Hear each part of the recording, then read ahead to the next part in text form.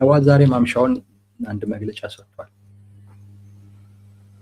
ይሄ መግለጫ ያው ሳምንታዊ መልእክት በሚለው ነው እንግዲህ ኦልሞስት መግለጫ ሊባል የሚችል ጉዳይ ነው። ቲፒኤልኤፍ ያን የክልል ምክር ቤት መለስኩ ፕሬዝዳንትም መረጥኩ ካለ ጊዜ ጀምሮ እንደዚህ በተደራጀ አይነት መልኩ ወይም መግለጫ በሚመስል አይነት መልኩ ስላደረገው እንቅስቃሴ ተናግሮ አያውቅም። ውሳኔውን የማዕከላዊ ኮሚቴ ውሳኔውን ከተናገረ በኋላ ማለት ነው እስከዛሬ ድረስ። ዛሬ ግን ያደረጋቸውን ነገሮች በሙሉ በራሱ የሶሻል ሚዲያ ገጽ አሳውቋል እና በድል አጠናቀነዋል አለ ቲፒኤልኤፍ። በድል አጠናቀነዋል። የክልሉን መንግስት ታግቶ የነበረውን ወይንም ሰስፔንድ ሆኖ የነበረውን የክልል መንግስት በመመለስ ረገድ ማድረግ የነበሩብንን ነገሮች በሙሉ አድርገን በድል አጠናቀነዋል የሚል መግለጫ ነው የሰጠው። ዋነኛው ጉዳዩም ይሄ ይመስለኛል። ረዘም ያለ መግለጫ ነው። ብዙ ነገሮችን አንስቶበታል። ሰሞኑን ስናነሳቸው የነበሩ ጉዳዮች ስለሆኑ እንደው ያነሳቸውን ነገሮች ከመናገር ውጪ እዛ ላይ ብዙ ማስተያየት የመስጠት ፍላጎት የለንም። መድገም ስለሚሆንብን ማለት ነው። መድገም ስለሚሆንብን ዋናው ማተኮር የምንፈልገው የመግለጫው ዋነኛ መልእክት ምንድን ነው፣ ወይም መግለጫው በዋናነት ሊፈጥር የፈለገው ነገር ምንድን ነው የሚለውን እሱ ላይ ነው በጣም ማተኮር የምንፈልገው። ግን የተለያዩ ነገሮችን ግን ያነሳል። አንደኛው የትግራይ ክልል ምክር ቤት ወደ ስራው መመለሱን ያነሳል። ፕሬዝዳንት መመረጡን ያነሳል። አፈ ጉባኤ መመረጡን፣ ምክትል አፈ ጉባኤ መመረጡን፣ የተለያዩ መመሪያዎች መጽደቃቸውን፣ ሞሽኖች መጽደቃቸውን እና ካቢኔም ስብሰባ መደረጉን ሁሉ ይገልጻል እና ወደ ስራ ተመልሷል ይላል። ከሚያዝያ 27 ጀምሮ ወደ ስራ ተመልሷል የሚል አዋጅ ነው። የመጀመሪያው የሚያውጀው ይሄን ነው። በዚህ ደረጃ ተናግሮ አያውቅም ቲፒኤልኤፍ በመግለጫ።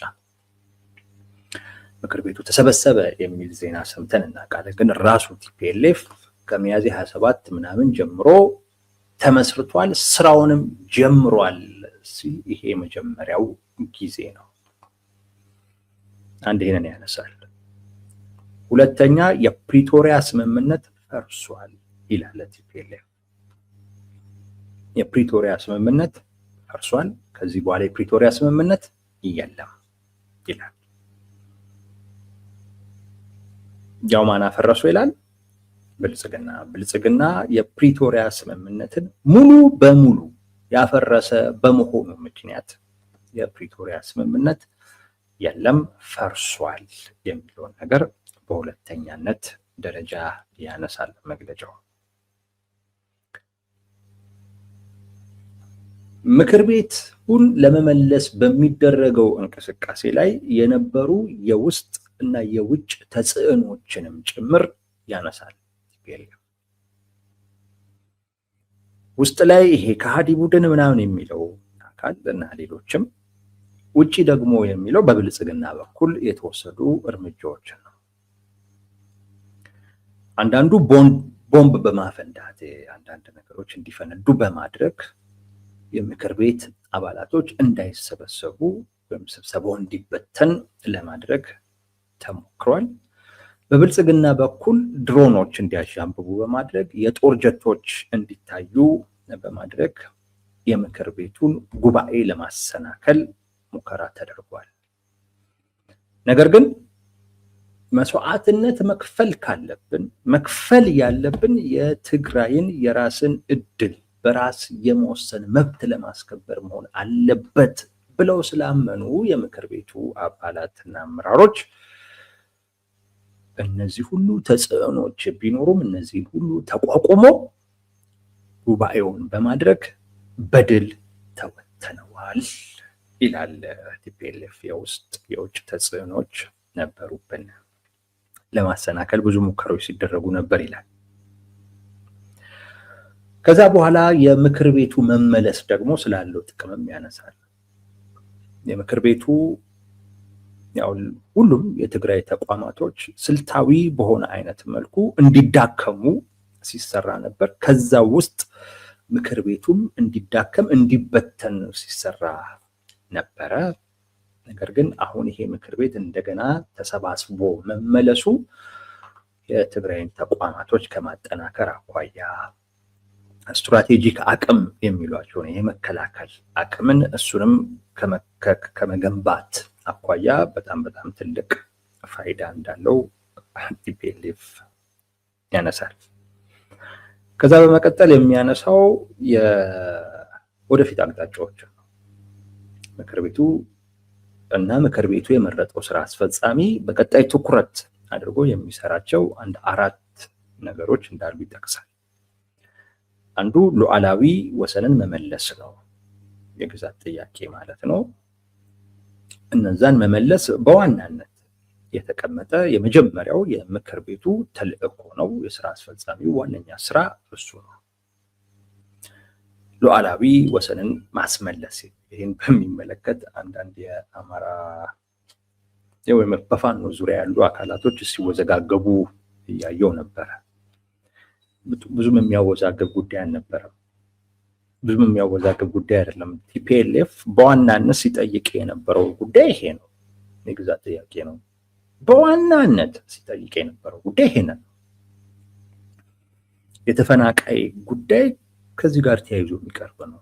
የተፈናቃይ ጉዳይ ጥያቄያቸውን የግዛት ጥያቄ ብቻ ተደርጎ እንዳይታይ ጥያቄው በዋናነት ሰብአዊነትን መሰረት ያደረገ ማለት ተፈናቃዮችን መመለስ፣ ክብራቸውን በጠበቀ አይነት ሁኔታ ደህንነታቸውን በሚያስጠብቅና ዋስትና በሚሰጥ አይነት መልኩ ለመመለስ ግዛቱ ወደ ትግራይ መምጣት አለበት ነው የሚሉት። በዚህ አይነት መልኩ ጥያቄውን የተፈናቃይ ጉዳይ አብሮ ተያይዞ የሚቀርበው ለዛ ነው፣ ለብቻው ማለት ነው እንጂ ግዛቱ ይመለስልን ነው። በቃ የቲፒኤልኤፍ ጥያቄ ይሄ ነው። ግዛቱ ይመለስ። በነገራችን ላይ የቲፒኤልኤፍ ጥያቄ ብቻ አይደለም፣ አጠቃላይ የትግራይ ሊግ ጥያቄው ይሄ ነው፣ ግዛቱ ይመለስ ነው። አሁንም የምክር ቤቱ ዋነኛ ስራው ይሄ ነው። በቃ ምክር ቤቱ የተመለሰበትም ዋነኛ ዓላማ ይሄ ነው፣ ሌላ ነገር የለውም። ታዲያ ይሄን ካላደረገ ምን ያደርጋል? ጊዜ መንግስት እኮ ቢቀጥል እኮ ይሻላል እኮ። ምክር ቤቱን መለስ አዲስ ውጥረት ውስጥ መግባት ምን ያደርጋል? ለዛ ነው አወዛግብም ነበረ ምናችሁ ቲፒኤልኤፍ ምክር ቤቱን ሲመልስ ምክር ቤቱን የሚመልሰው ሲያነሳ የነበረውን ከግዛት ጋር የሚያነሳውን ጥያቄ በኃይል መልስ ለመስጠት ነው። ሌላ ምንም ነገር የለው። በዚህ ረገድ መወዛገብ አያስፈልግም። የተወሰነ ውዝግብ ስላየሁኝ ነው። አንዱ ዋነኛው ስራችን ይሄ ነው ይላሉ። ሁለተኛው ተፈናቃዮችን ወደ ቀያቸው መመለስ ነው ይላል። ግዛቱ ከተመለሰ እኮ በቃ ተፈናቃዮችን ራሳቸውም እኮ መመለስ ይችላሉ። የትራንስፖርት ብቻ መስጠት ነው። ምናልባት ደግሞ መቋቋሚያ ምናምን ሌላ ጉዳይ ሊሆን ይችላል። ሶስተኛው የጄኖሳይድ ወንጀል ተፈጽሟል። ሶስቱን በሚመለከት ተጠያቂነትን ማረጋገጥ ሶስተኛው ስራችን ነው ይላሉ። ከዛ ውጪ መልሶ ግንባታ እንዲጀመር ማድረግ። እነዚህ የተመለሰው መንግስት ትኩረት ሰጥቶ የሚሰራቸው ስራዎች ናቸው ይላል የህወሓት መግለጫ። በመጨረሻ የሚያነሳው የሰላም ጥሪ ሊባል የሚችለው የድርድር ጥሪ። በህዝብ የተመረጠን መንግስት መመለስ በፍጹም ከጦርነት ጋር ተያይዞ መታየት የለበትም ይላል ቲፒኤልኤፍ። ከጦርነት ጋር ተያይዞ መታየት የለበትም። ምንም ሌላ አዲስ ነገር አልተደረገም። በህዝብ የተመረጠን መንግስት 2.8 ሚሊዮን ህዝብ ወጥቶ የመረጠው መንግስት ነው። ይሄንን መንግስት ወደ ነበረበት መመለስ ከጦርነት ጋር በፍጹም ተያይዞ መታየት የለበትም። ስለዚህ ከዛ ጋር ተያይዞ መታየት የለበትም። ያሉ ልዩነቶችን አሁንም በድርድር ለመፍታት ዝግጁ ነን ይላል። ያሉ ልዩነቶችን በድርድር ለመፍታት ዝግጁ ነን ይላል። ከብልጽግና ጋር መግለጫው ይሄንን ይመስላል። እነዚህን ነገሮች ነው የሚያነሳው። እነዚህን ጉዳዮች በሙሉ ሀሳብ የሰጠንባቸው ነገሮች ናቸው። ዛሬ ቲፒኤልኤፍ ስላነሳው አንደግሞ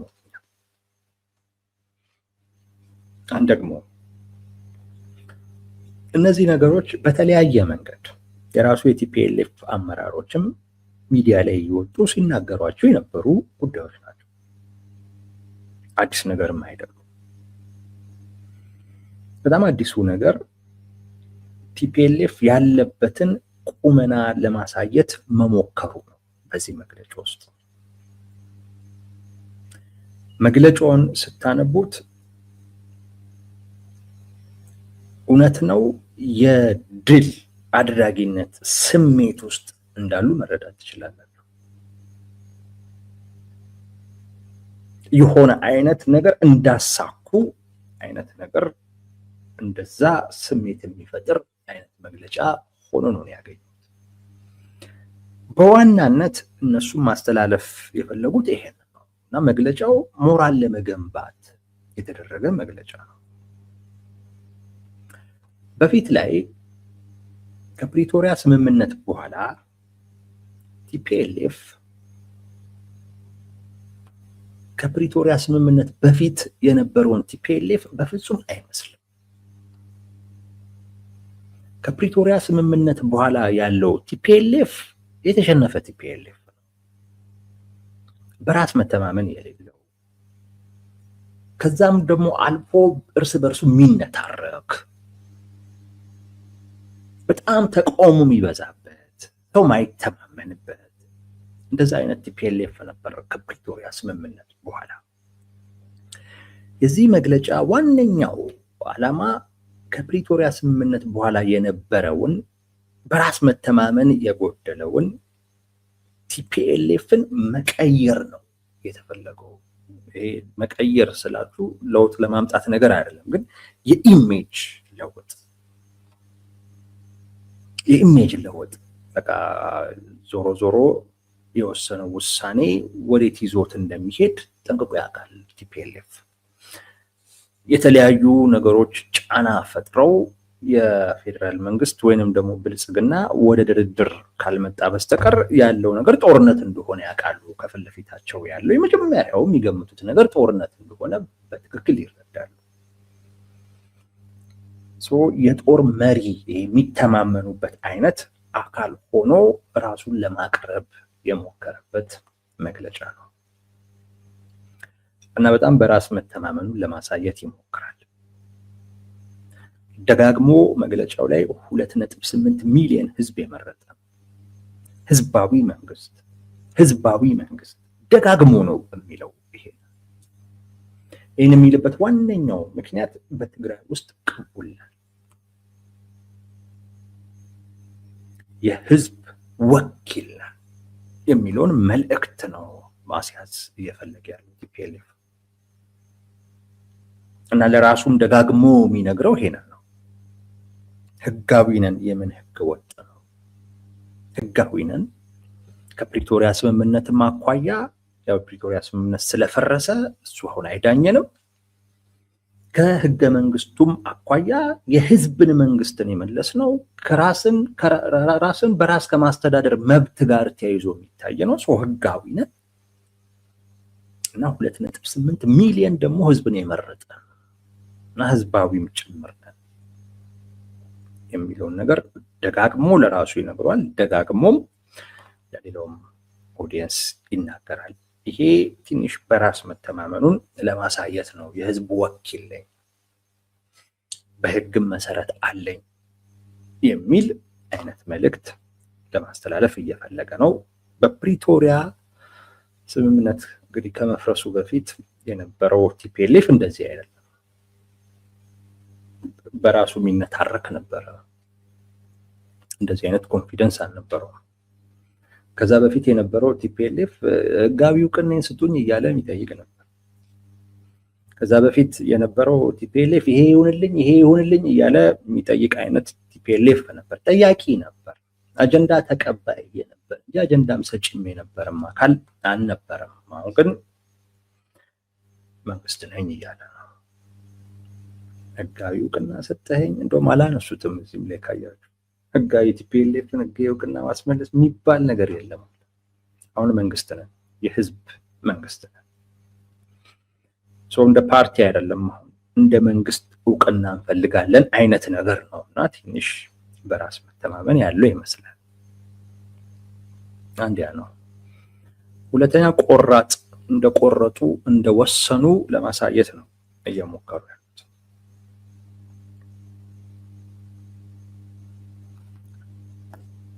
ከዚህ በላይ የሚያስፈራን ነገር የለም የሚል ነው። ከዚህ በኋላ ወደኋላ አንመለስም የሚል ነው። ይሄን እንደውም በደንብ ነው የሚናገሩት። በደንብ እያሉ ያሉት ምንድነው? መስዋዕትነት መክፈል ካለብን መስዋዕትነት መክፈል ያለብን የትግራይን ህዝብ ራሱን በራሱ የማስተዳደር መብቱ እንዲረጋገጥ በማድረግ ነው። በቃ የመጨረሻው መስዋዕትነታችን ልንከፍል የምንችልበት ዋነኛ ትልቁ ኮዝ ይሄ ነው። እና ምን ይላሉ? ከውስጥም ከውጭም ችግሮች ነበሩ ይላሉ። አንድ ቦምብ እኮ ፈንድታ ነው እሷንም ራሳቸው ያፈንዱ የሚታወቅም ነገር እኮ የለም። የሆኑ ድሮኖች ነበሩ፣ ከአንዴም ሁለቴ ደግሞ የጦር ጀቶችም ሲታዩ ነበር። ይህንን ነው እንግዲህ በጣም ትልቅ ተጽዕኖ አድርገው የሚቆጥሩት እና ይህንን ተቋቁሞ ማድረጋቸውን ነው እንደ ድል የሚቆጥሩት። እንድናቆም ከውጭም ከውስጥ በጣም ትልቅ ተጽዕኖ ነበረብን። ነገር ግን አላቆም ነው። ለምን? በቃ ለዚህማ መስዋዕትነት እንከፍላለን። ስለዚህ ወደኋላ መመለስ የለም።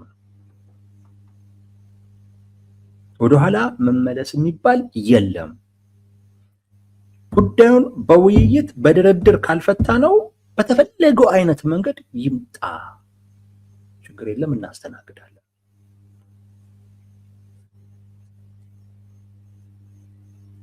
ይህ ውሳኔያቸውን የሚያሳይ እኔም ቲፒኤልኤፍ ይሄንን ውሳኔ እንዴት አሁን በጭራሽ ቲፒኤልኤፍ ይሄን ውሳኔ አይቀለብስም። ያን የሚጠብቅ አካል ካለ ይሄን እየጠየቀ ያለ አካል ካለ በቃ በጣም የዋህ ነው ወይም አውቆ ነው።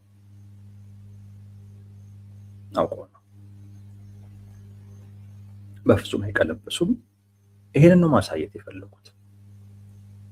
ለራሳቸውም ደጋፊ ጠላት ለሚሉትም አካል በፈለከው መንገድና እሱን ከማስተናገድ ውጪ በፍጹም ይሄን ውሳኔ አንቀለብስም የሚል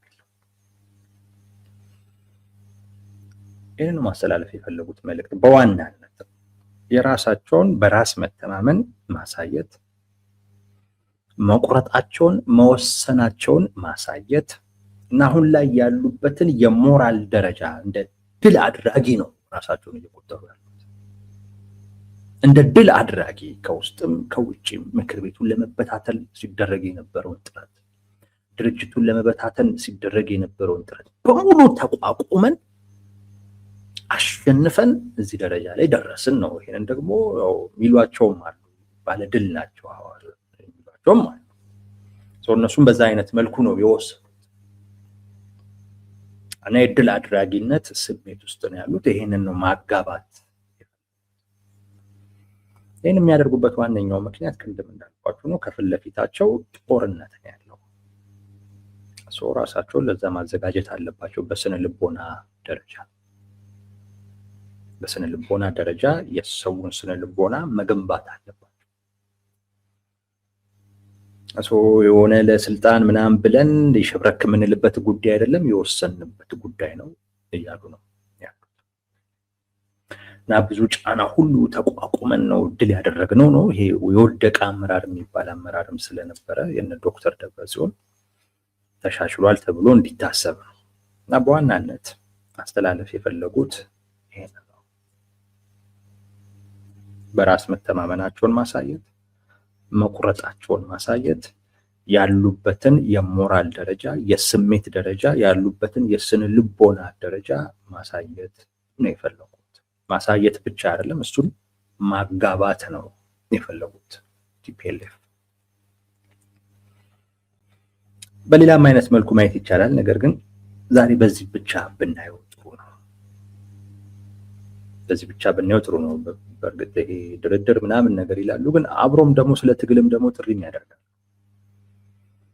ለዲፕሎማሲውም ዝግጁ ናቸው፣ ለጦርነቱም ዝግጁ መሆናቸውንም ጭምር ያሳያል መግለጫቸው።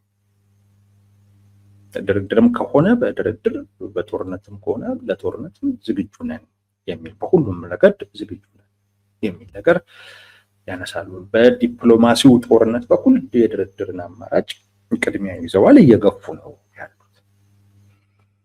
ለሌላውም ደግሞ ወስነናል፣ ቆርጠናል፣ ወጣቱም ተዘጋጅ፣ ህዝባችን ተዘጋጅ ምናምን የሚል ጥሪም አለው በዚህ መግለጫቸው ላይ። ለሁሉም ዝግጁ ነን የሚል ነገር አለው። መግለጫቸው አይ ቲንክ ሊታይ የሚችለው በዛ ነው። በእያንዳንዱ ጉዳይ ላይ ሀሳብ መስጠት አያስፈልገንም። ይሄ በእንዲህ እንዳለ ብልጽግና እስካሁን ድረስ በዚህ ጉዳይ ላይ ምንም አላለም። አልገረማችሁ? ምንም እኔ ምንም አይልም ብዬ ነበር። ወደ መጨረሻ አካባቢ ግን ጀቶችን ከአንዴም ሁለቴ በመጠንም አንድ ሁለት እያደረገ ሲያሳይ ይሄ ነገር ማስጠንቀቂያ ሊሆን ይችላል። እነ ጌታቸው ረዳ አረ ይሄ አረም መነቀል አለበት፣ አረ እነዚህ ሰዎች መወገድ አለባቸው ሲሉ አይ እነዚህ ሰዎችማ ከብልጽግና ጋር ካላቸው ቅርበት ጋር በተያያዘ እንዲጠንከር ያለ አይነት እርምጃ እንዲወሰድ የሚጠይቅ ጥሪ ወይም መልእክት እያስተላለፉ ያሉት ነገ ከነገ ወዲያ ብልጽግና የሚወስደውን አይነት እርምጃ ጀስቲፋይ የሚያደርግ አይነት ግራውንድ ለመፍጠር ነው ከወዲሁ የሚል ነገር አንስተን በተወሰነ ደረጃ ምናልባት ምላሽ ሊሰጥ ይችላል የሚል ግምት ነበረን። ግን በአብዛኛው አይሰጥም የሚል ነበር። አልሰጠም። ግን በጣም አሳፋሪ ድርጊት ነው። በጣም አሳፋሪ። በቃ እውነቴን ነው እምለው።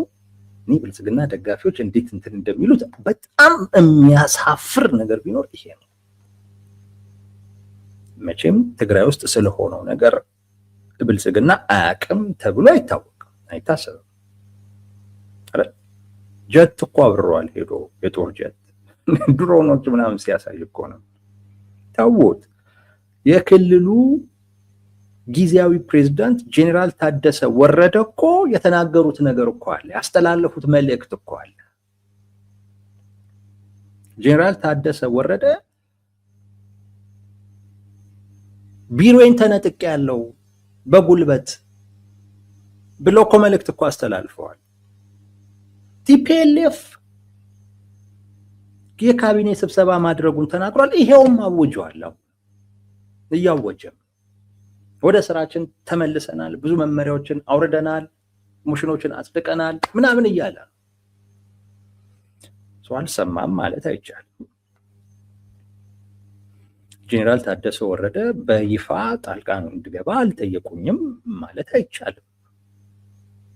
እንደዛ አይቻልም ማለት አንተ አሁን በብልጽግና ዘንድ ትግራይ ውስጥ እኮ የሆነ እኮ ያለው ነገር ህገ መንግስታዊ ስርዓት ነው እየተናደ ያለ። ለመሰላችሁ የምላችሁ ይሄ ተመለሰ የሚባለው መንግስት ህገ መንግስታዊ አካሄድን ስርዓትን ተከትሎ የመጣ መንግስት አልነበረም። ያኔ ህገ መንግስታዊ ስርዓትን ተከትሎ የመጣ አይደለም። ምርጫ ቦርድ አይደለም የምርጫውን ሂደት የመራው፣ የፌዴሬሽን ምክር ቤት ምርጫውን ባራዘመበት አይነት ሁኔታ ነው እነሱ አናራዝመን ብሎ ያደረጉት። የህገ መንግስታዊ ትርጓሜን መነሻ አድርጎ ማለት ነው የፌዴሬሽን ምክር ቤት። ህገ መንግስታዊ ስርዓትን ያልተከተለን መንግስት ያኔ ህገ መንግስታዊ ስርዓቱን የመናድ ተግባር ነው ብሎ ነው እንግዲህ አንዱ የጦርነት ምክንያት ሆኖ ለጦርነት የተገባው። አሁን ያንኑ መንግስት መለስን ሲሉ ተመሳሳይ ነው። የፕሪቶሪያ ስምምነት ብቻ አይደለም የተጣሰው፣ ህገ መንግስታዊ ስርዓትም ጭምር ነው የተጣሰው። ህገ መንግስታዊ ስርዓት ሲጣስ የዛን ጊዜ ዶክተር ደብረጽዮን ህገ መንግስታዊ ስርዓቱን ስለጣስን የፌዴራል መንግስት ና ጣልቃ ገባ ብለው አልጠየቁት።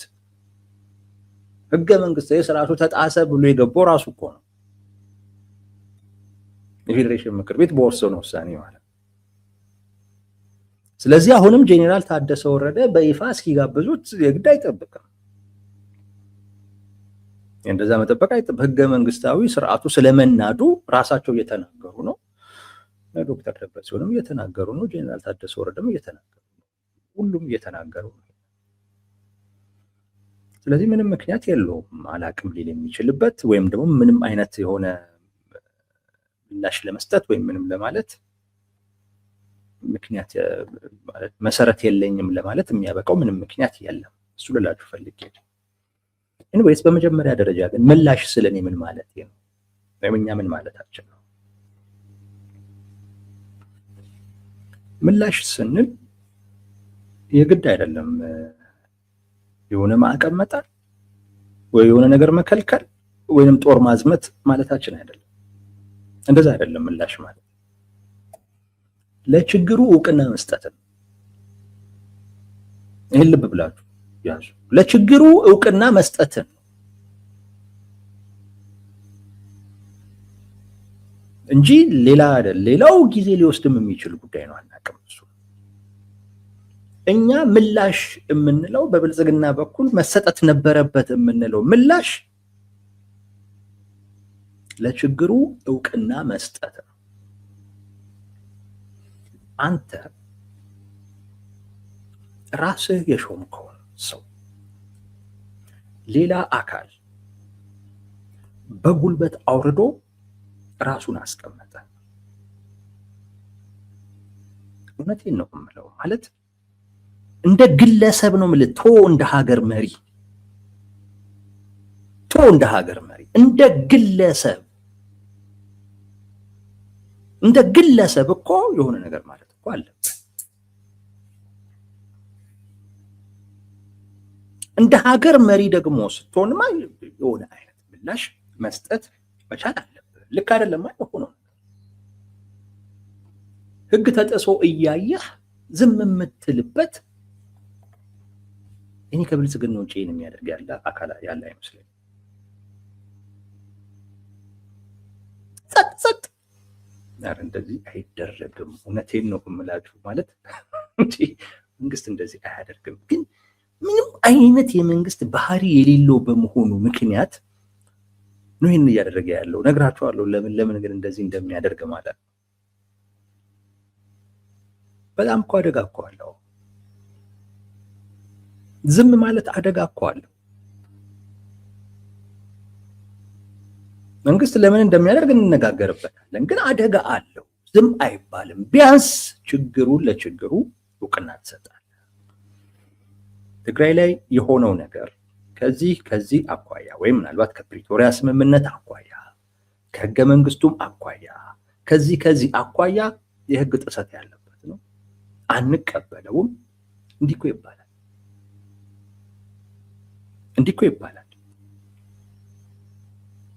ለምን?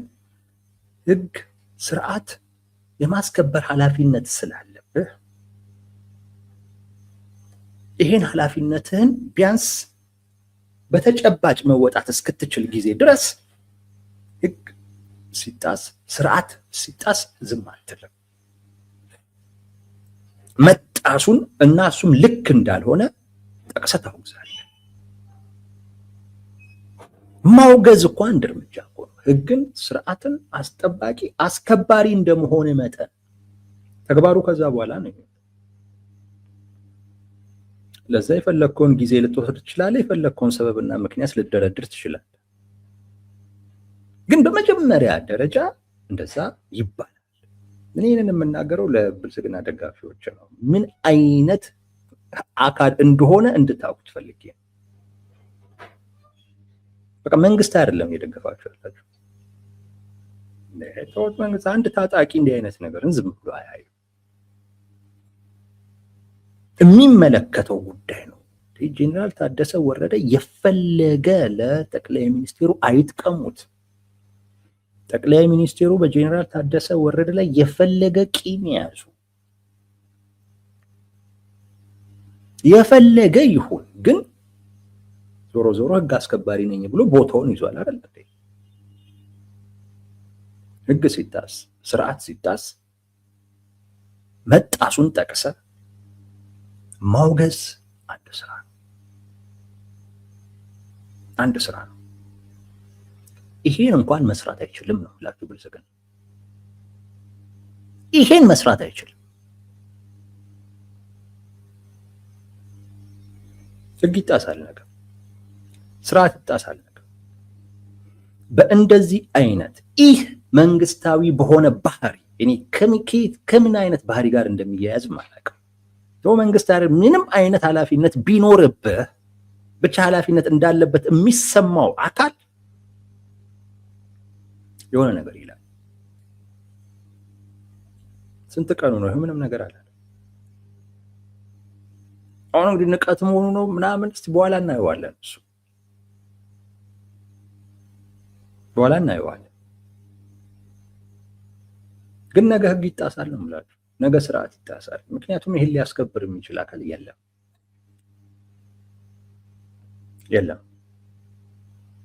ቢያንስ ይሄ ጉዳዩ የሆነ አካል የለም ማለት ነው። በጣም ጉዳት ነው ያለው።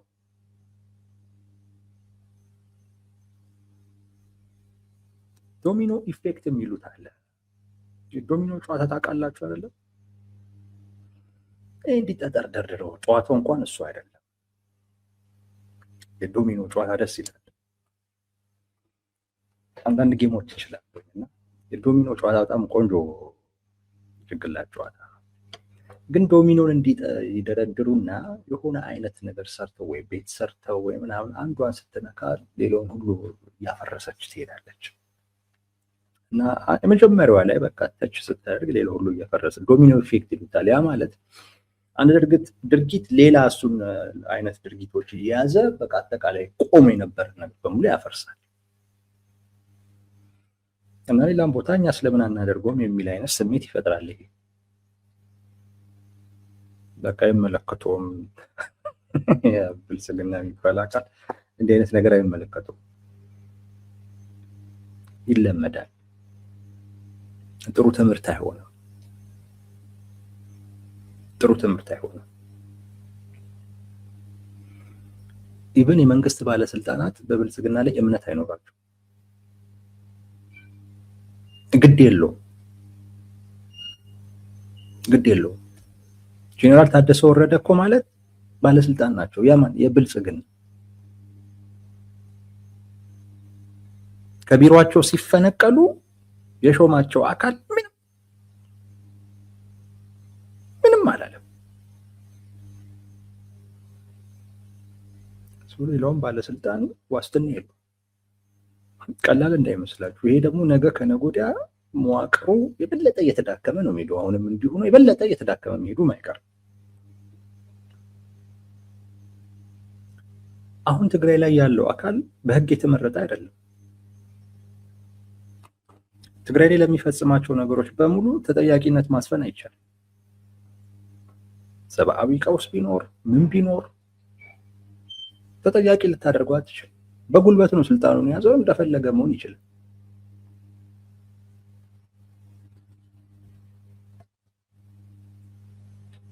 በዓለም አቀፉ ማህበረሰብ እንዴት ልትታይ እንደምትችል ማሰብ ነው። የራሱን ሉዓላዊ ግዛት እንኳን በአግባቡ ማስተዳደር የማይችል አካል ነው የኢትዮጵያ መሪ ነኝ ብሎ እንግዲህ በዓለም ላይ የሚታይ። በራሱ በሉዓላዊ ግዛት ውስጥ አንድ ነገር እንኳን ሲፈጠር ድምፅ እንኳን ማሰማት የማይችል ማውገዝ እንኳን የማይችል የአይነት ፍላጎት የሌለው መንግስት ነው የኢትዮጵያ መንግስት ነኝ የሚል። ይሄ እኮ በጣም የሚያስንቅ እኮ በጣም የሚያስንቅ። ብልጽግና አንዱ የሚናቅበት ነገር ይሄ ነው። በጣም የሚናቅበት ነገር እንዳልኳችሁ ነው። ኃላፊነት ያለው እና ለዛ ኃላፊነቱ ዋጋ የሚሰጥ እና የኃላፊነቱም እንዲከበርለት የሚፈልግ ዋጋ እንዲሰጠው የሚፈልግ አካል ዝም አይልም። ጦርነት ይክፈት እያልኩ አይደለም፣ ወይ የሆነ አይነት እርምጃ ወሰደ። እንዴት ቢያንስ ድርጊቱ አይወገዝም? ጄኔራል ታደሰ ወረደ ከቢሮአቸው ተፈንቅለው ጠቅላይ ሚኒስቴሩ አንዴ የሾሟቸው ሳምንት ሳይሞላቸው ተፈነቀሉ። እንደው ማለት እንደ ጄኔራል ታደሰ ወረደ ሆናችሁ አስቡት። እውነቴን ነው የምላችሁ። ይሄ ትንሽ ማለት ፌር አይደለም፣ ፌር አይደለም። ጌታቸው ረዳን አስቡት። ጌታቸው ረዳ በኃይል ሲፈነቀል እኮ እንደውም በቃ ጊዜ ክምስላ በቃ በዚሁ አጋጣሚ እዚሁ አዲስ አበባ ሁን ብለው ጠቅላይ ሚኒስትሩ ጄኔራል ታደሰ ወረደን ይሾሙት። ፌር አይደለም። አሁን ጄኔራል ታደሰ ወረደም ሲሾሙ ጠቅላይ ሚኒስትሩ ራሳቸው ሾሟቸው ማለት ነው። ማነው ሲፈነቀሉ ዝም። ፌር አይደለም እንዴ!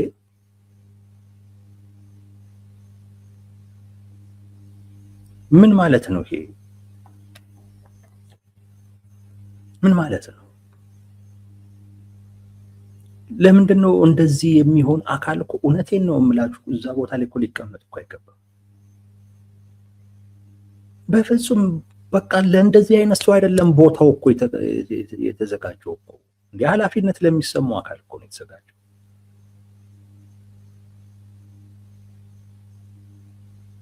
ማለት እኔ እንዴት እንደሆነ አላውቅም። ትንሽ የብልጽግና ሰዎች ሊያማችሁ የሚገባ ይመስለኛል። ይሄ እንዴት መንግስታችን እንዴት ዝም ይላል? ይሄ ለመጀመሪያ ጊዜ አይደለም፣ ለሁለተኛ ጊዜ ነው። ጌታቸውም እንደዚሁ ተፈንቅሎ ሲመጣ አደባባይ ላይ ወጥቶ እንዲያረጉኝ ያለ ሲል ጠቅላይ ሚኒስትሩ ግን በቃ እንደውም እኮ ጊዜ ከማብቅቶም ስለነበር እግረ መንገዱን እዚሁን ብለው ጄኔራል ታደሰ ወረደን አደረጉ። አሁን ጄኔራል ታደሰ ወረደም ሲፈነቀሉ ምን ብሎ ደግሞ እንደሆነ አይታወቅም፣ ዝም ብለዋል። ይሄ የመንግስት ባህሪ አይደለም። በጭራሽ ከመንግስት ባህሪ ጋር በፍጹም አይገናኝ። ራሱንም የሚያከብር ሰው እንዲህ አይነት ነገርንም ዝም አይልም። ለራሱ ክብር የሚሰጥ ሰው ማለት ነው። ለራሱ ክብር የማይሰጥ ሰው ደግሞ እውነቴን ነው የምላችሁ አክብሩኝም ማለትም የለበትም። አንተ ራስን ካላከብርክ ማንም አያከብር። ራስህን ማክበር ማለት ራስን ማስከበር የሚያስችልሁን እጅ ላይ ያሉ ነገሮችንም መጠቀም ነው። ራስን ማትፈልገውን ነገር መግለጽ አለበት ነው። ይሄ ልክ አይደለም፣ እንደዛ ማለት እንደዛ ካላልክ ማን ያከብራል? ይገርመኛል።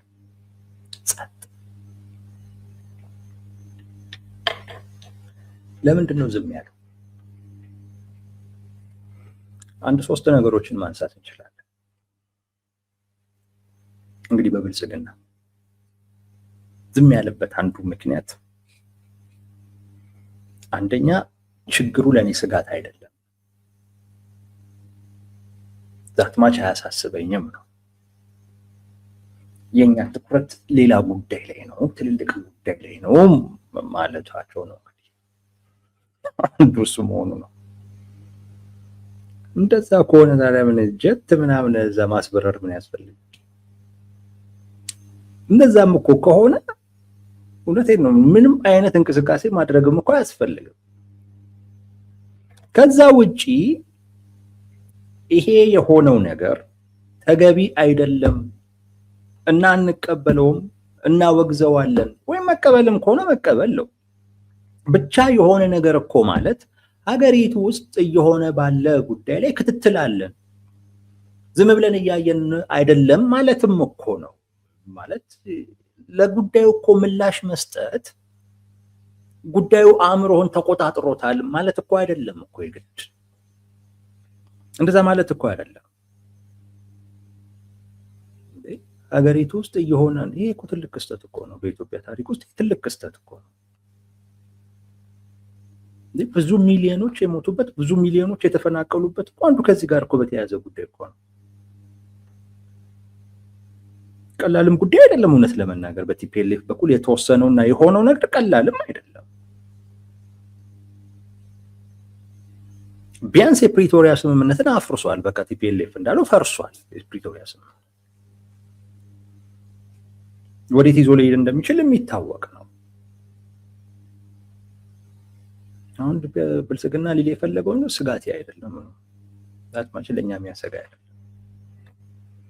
እንደፈለጉ እዛው ይሁኑ። ይሄ ነውርም ነው። ቢያንስ እዛ ኢትዮጵያውያን አሉ።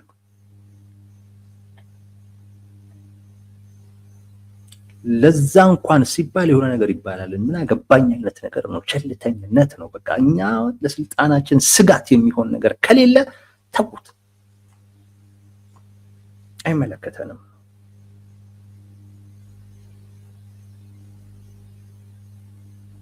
ምን አይነት ባህሪ እንደሆነ አላውቅም። ብቻ በጣም አስቀያሚ ባህሪ፣ በጣም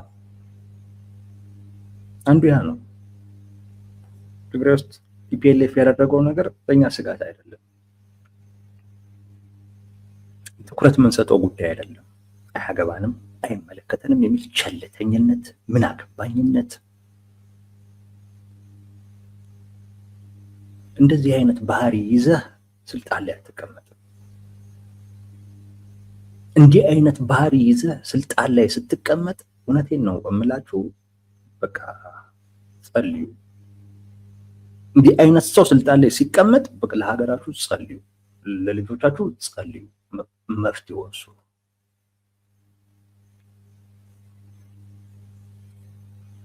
ቸልተኛ የሆነ ምን አገባኝ የሚል አካል በፍጹም ስልጣን ላይ መቀመጥ ኢቭን የስልጣን ፍላጎትም ሊኖረውም አይገባም። የኔ ጉዳይ ካልሆነ በስተቀር ሌላው አይመለከተኝም የሚል በጣም አስቀያሚ ባህሪ ነው ይሄ። ቲፒኤልኤፍ ማን ብልጽግና ይሄንን እያለ ነው። የእነዚህ ሰዎች ደግሞ እንትን በጣም እየተምታታብኝ ነው። ቲፒኤልኤፍ እና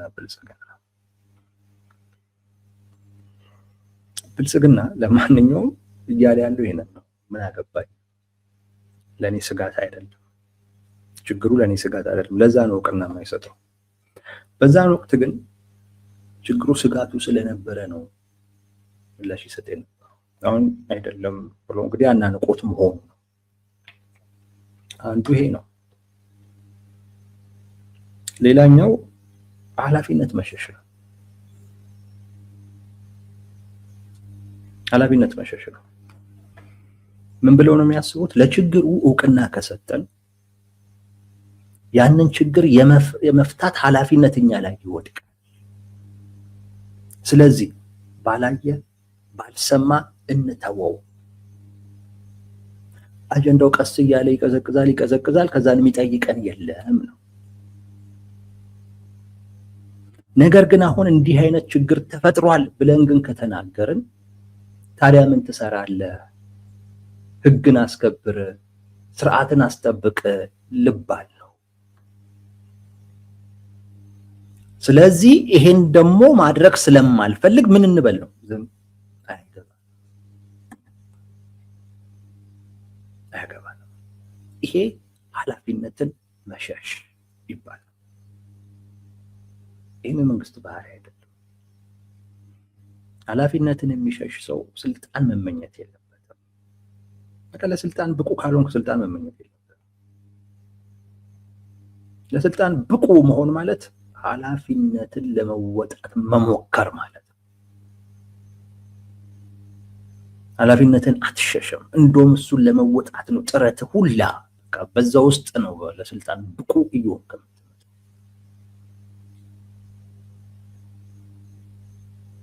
እንጂ እንዲህ የሽልኮለክ ኃላፊነትን እየሸሸ ምናምን በስልጣን ላይ እኮ መቆየት እኮ ይቻላል።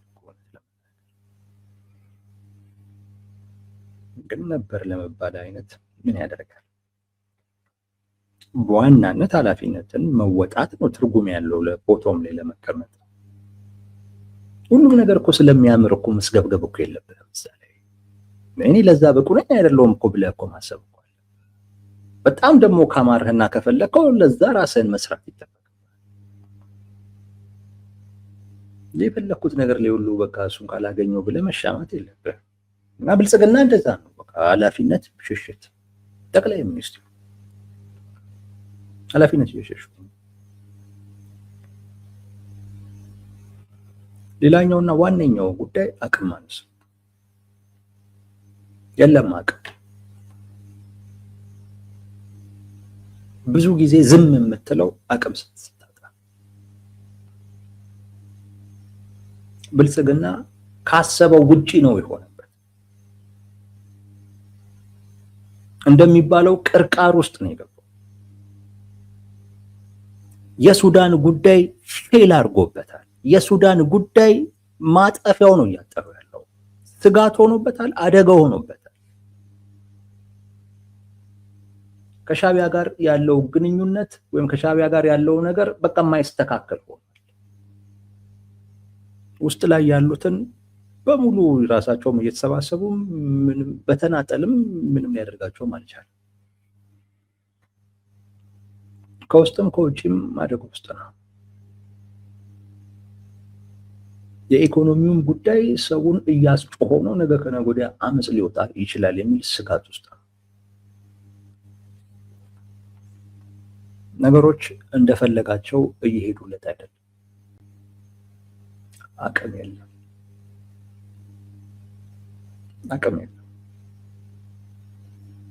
በዋናነት ዝም የሚባልበት ምክንያት ከአቅም ማጣት ጋር የተያያዘ ነው። ከዛ ነው ዝም ትላለህ ማለት ራስህንም ማጋለጥ የለብህም። ካወራህ አቅምህን ማሳየት ግዴታ ሊሆን ነው። አድርግ ልትባል ነው። ስለዚህ ዝም ማለት አቅም የለም። አንዱ ያ ነው። ልብ በሉ ያልኩኝ ያለሁት ሌላ ነገር ይደረግ አይደለም። ግን ቢያንስ ጄኔራል ታደሰ ወረደ ሹመሃቸዋል። ነው ተውት ሌላውን እውነት እንደው ለሳቸው እንኳን ሾመሃቸዋል። የትግራይ ክልል ጊዜያዊ ፕሬዝዳንት ኖት ብለህ ሾመሃቸዋል። በኃይል መፈንቀላቸውን እያወቅ እንዲህ ዝም ትላለህ? ቢያንስ እሳቸው ላይ የሆነው ነገር ልክ እንዳልሆነ እኮ መግለጽ እኮ አንድ ነገር ነው። አንድ ነገር እንኳን እሳቸው ደብዳቤ አልጻፉ። እኔ ይሄንን ብያለሁ፣ እንዳይጽፉ ብያለሁ። የፌዴራል መንግስት ጣልቃ ግባ ብለው እንዳይጽፉ ብያለሁ። እንኳን አልጻፉ። ለምን አይገባም? ራሳቸውን ትዝብት ውስጥ ነበር የሚጥሉት። ነግሬያቸዋለሁ። ሊያደርግ የሚችለው ነገር ግፋ ቢል አውሮፕላን ቢልክ እሱንም ቲፒኤልኤፎች እንዲያርፍ ከፈቀዱ ነው ሊያርፍ የሚችለው። ከዛ ውጭ ነገር ሌላ ነገር አያደርግም። ብልጽግና ለእንደዚህ አይነት ጉዳይ ብቁ አይደለም። ምን አገባኝ ባይ ነው፣ ቸልተኛ ባይ ነው። ራሱ ላይ በቀጥታ ካልመጣበት አይመለከተውም። አሁን እዛ ትግራይ ውስጥ ያለው ህዝብ የኔ ህዝብ አይደለም ብሎ የሚያስብ የቲፒኤልኤፍ በኃይል ስልጣን መቆጣጠር ችግር ከሆነ ለራሱ ለትግራይ ህዝብ ነው። ምን አገባኝ? አያገባኝም። ከዛ ውጪ ኃላፊነትን መሸሽ ነው። አቅምም የለም። ስለዚህ ዝም ብሎ ጉዳዩን ማሳለፍ ነው። እና ሳስበው በተለይ አንዳንዴ ራሴን ባላስቀምጥ እንኳን ደስ ይለኛል። ግን የግድ ነው የሰዎችን ስሜት ለማወቅ፣ የሰዎችን ስሜት ለመረዳት ራሳችሁን በአንዳንድ ሰዎች ቦታ ማስቀመጥ ይኖርባችኋል። እኔ አሁን እንዳልኳችሁ በጄኔራል ታደሰ ወረደ ቦታ ራሴን አስቀምጬ ባላየው ደስ ይለኛል። ግን እንዲሁ የእሳቸውን ስሜት ለማወቅ ሳስቀምጥ የሾማቸው ሰው ጸጥ፣ ጭራሽ የሆነ መድረክ ምናምን ተዘጋጅቶ እንዲህ አይነት ቀውጤ ነገር እየተፈጠረ ሰው ቆሻሻ መርጦ ነው ፎቶ የሚነሳው ምናምን የሚል የማይረባ ዲስኩር ያሰሙ ነው የሚሉት። ይሄ ራስን አለማክበር ነው። ለራስ ዋጋ አለመስጠት፣ ወደዳችሁም ጠላችሁም ለራስ ዋጋ አለመስጠት። ጠቅላይ ሚኒስቴሩ ለራሳቸው ዋጋ አይሰጡ፣ ራሳቸውን አያከብሩም። ስለዚህ አይከበሩም። ይሄ ጄኔራል ታደሰ ወረደ ላይ የሆነውን ነገር ዝም ማለት ከዚህ ውጭ ሌላ ትርጉም በምንም ምክንያት ይሁን ደግሞ ምክንያትም የለም። እንዴት የተጠየቀ እኮ ያለው የሆነ ሄዳችሁ ዶክተር ደብረጽዮን ጆሮን ይዛችሁ እንኳ አይደለም ነው የተባለው። ቢያንስ ችግር ፈጥሯል፣ ለዛ ችግር እውቅና መስጠት እና ችግሩ መወገዝ ያለበት ከሆነ ማውገዝ፣ የሚቀበልም ደግሞ ከሆነ መቀበል። ቢያንስ ለጉዳዩ የሆነ ነገር የሚያስብል ጉዳይ ነው። እንደ የፌዴራል መንግስት እንደ ማዕከላዊ መንግስት ዝም የሚያሰኝ ምንም አይነት ምክንያት የለም። ምንም። እንደውም የመጀመሪያው ተናጋሪ መሆን የነበረበት በተለይ ጄኔራል ታደሰ ወረደ በጉልበት ነጥቀውኛል ካሉ በኋላ እስከዛ ጊዜ ድረስ ዝም ማለት ይቻላል። ከዛ በኋላ ግን ዝም ማለት አይቻልም። አንዳች የሆነ ነገር ማለት ተገቢ ነበር። አለ ማለት ብልጽግና ለህዋት ያለውን ንቀት አይደለም የሚያሳየው፣ ለትግራይም ህዝብ ለተቀሪውም የኢትዮጵያ ህዝብ ንቀት ያለው መሆኑን ነው ያሳየው። ዝም ማለት ለህዋትን ማናናቁ አይደለም፣ ራሱን የማያከብር መሆኑን የሚያሳይ ነው። ራሱን የማያከብር ሀገር ያስከብራል ብለህ እንዳታስብ፣ ህዝብ ያስከብራል ብለህ እንዳታስብ። ዝም አይባል። የራሱን ሹመኛ የክልል ፕሬዝዳንት ተፈንቅለው እያወቀ ዝም ካለ ይሄ በቃ ማይረባ ስብስብ።